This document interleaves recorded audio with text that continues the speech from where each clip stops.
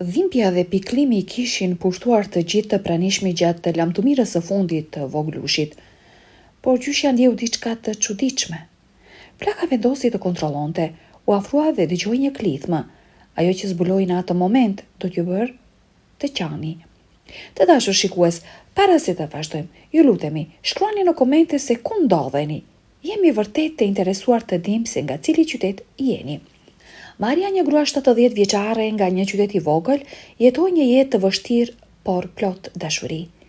Në rinin e saj, ajo dha mësim në një shkollë fillore, rriti djalin e saj vetëm pas vdekjes së burrit të saj dhe gjithmonë mbeti e palëkundur dhe e sjellshme. Njerëzit e njihnin si një grua simpatike, të drejtë dhe energjike, gjithmonë e gatshme të ndihmonte. Jeta vazhdoi si zakonisht, derisa një tjetër goditje e fatit I shkundi themelet. 3 vjet më parë, djali I saj Andrej dhe gruaja e tij Olga vdiqën në një aksident të tmerrshëm automobilistik.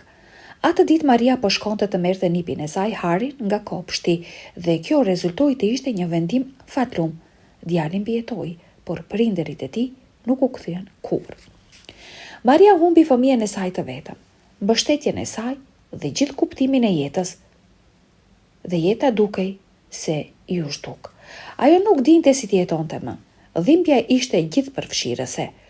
Por kur pa Harin për herë të parë pas funeralit të prindërve të tij, me flokët e çrregullt, sytë e friksuar dhe duart që I dridheshin, teksa I drejtohej asaj, ajo e dinte se duhej të ngrihej për këtë. Djali kishte nevojë për gjithçka që ajo mund t'i jepte, dashuri, kujdes, besim. Maria u bë jo thjesht një gjyshe, por një nën. Ajo e rrethoi Harin me kujdes, duke u përpjekur të shëronte zemrën e tij të thyer, ndërsa qepte të sajën. Ata u bën të pandashëm. Në mëngjes ajo e bënte gati për shkollë.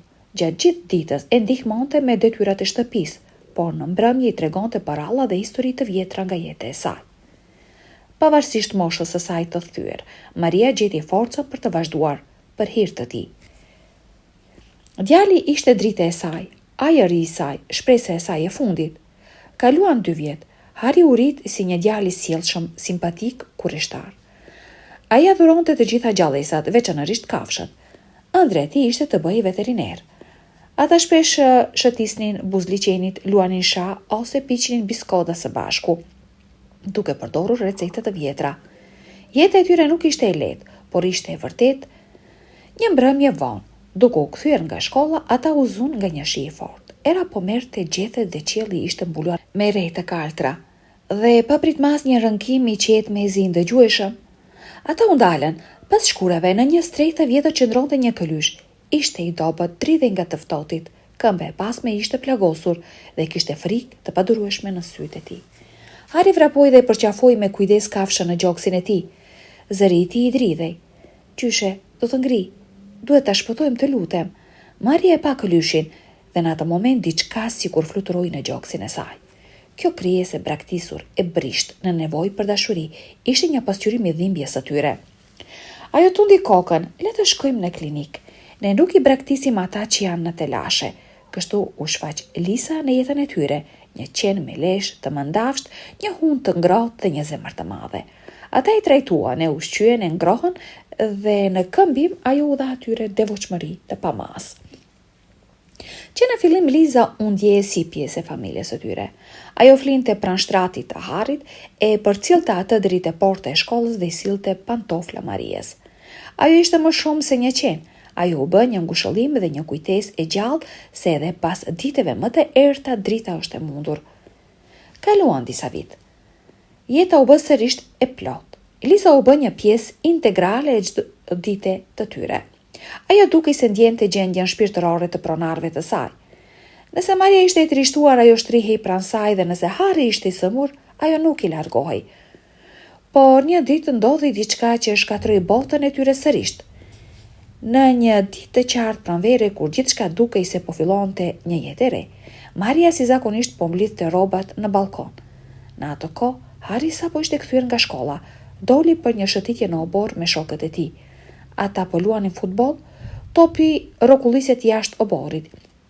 Djali vrapoi pas tij në rrugë, ai nuk pati kohë të vërente makinën. Goditja ishte e tmerrshme. Kalimtarët thirrën ambulancën. Hari u dërgua në spital dhe Maria u nxitu atje sapo e dëgjoi.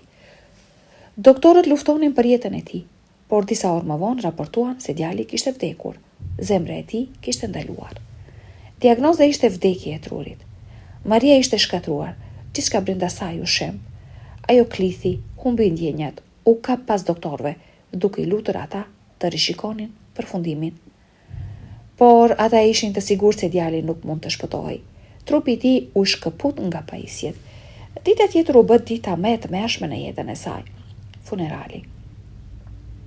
Ajo dukej se ishte në mjegull. Qava aq shumë sa nuk mund të merrja frymë. Gjithçka dukej irreale. Liza nuk i lëvizte nga asnjë hap. Shumë njerëz u mblodhën në vareza. Të gjithë e njihnin Marian dhe Harin, të gjithë ishin në zi. Kur filluan të mbyllin arkivolin, Liza pa prit mas ngriti kokën. Leshi i saj u ngrit. Ajo gëreu, filloi të le, të arrinte të arkivolin, të ngjitej në tokë me putrat e saj dhe të ulurinte. Maria u përpoq të ambante, por qeni ishte tërbuar. Ajo ndjeu se diçka nuk ishte në rregull. Në fillim askush nuk e kuptoi, por shpejt Marian dëgjoi një trokitje mesi e ndëgjueshme, një fishkëllim. Pastaj një rënkim. Hari, klithi ajo.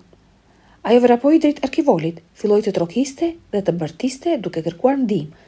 Në fillim njerëzit menduan se gjyshja kishte çmendur nga dhimbja. Por Liza qëndroi me saj dhe turmës, duke mbrojtur arkivolin. Në panik Maria i hoqi kapakun dhe pa nipin e saj duke lëvizur dobët gishtat. Ambulanca mbriti menjëherë. U zbulua se Hari ishte i gjallë. Doktorët kishin gabuar. Ai kishte katalepsi, një gjendje rrallë neurologjike në të cilën truri është plotësisht i paralizuar, por vetëdia mbetet. Djali kishte qenë gjallë gjatë gjithë kësaj kohe, ai dëgjonte dhe ndjente gjithçka. Historia e tyre përfundoi me një mrekulli. Maria nuk e lëshoi. Liza kërceu përreth, duke tundur bishtin, duke lëpir fytyrën e djalit. Hari u shërua plotësisht brenda pak muajsh. Historia e tij zuri vend në lajmet lokale dhe Liza u quajt një qen mrekullish. Njerëzit vinin për të parë këtë shpirt besnik, për të ndjerë dashurinë e pakushtëzuar që shpëtoi jetën.